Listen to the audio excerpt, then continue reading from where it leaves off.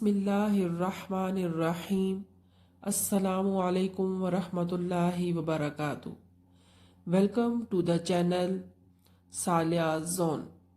Respectable audience, اگر آپ اس channel پر نئے ہیں تو پلیز ویڈیو کی جانب بڑھنے سے پہلے اس چینل کو لائک، شیئر اینڈ سبسکرائب لازمی کر دیجئے۔ شکریہ۔ بسم اللہ الرحمن الرحیم۔ Quiz Iqbal day.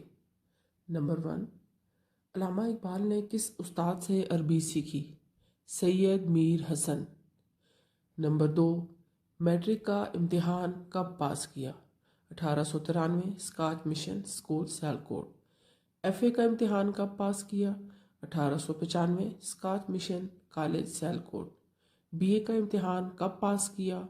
1897، government college Lahore. M A کا امتحان کب پاس کیا؟ 1899، گورنمنٹ کالج لاہور۔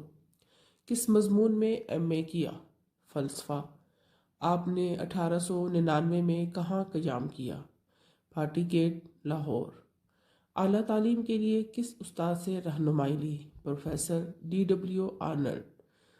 اعلیٰ تعلیم کے لیے انگلستان روانگی، 25 دسمبر 1905۔ گورنمنٹ کالج لاہور میں تقرری بطور فلسفہ، پروفیسر، 1903۔ گورنمنٹ کالج لاہور میں جو مضامین پڑھائے، فلسفہ اور انگریزی۔ نمبر 12، انگلستان پہنچ کر داخلہ لیا، کیمبرج یونیورسٹی۔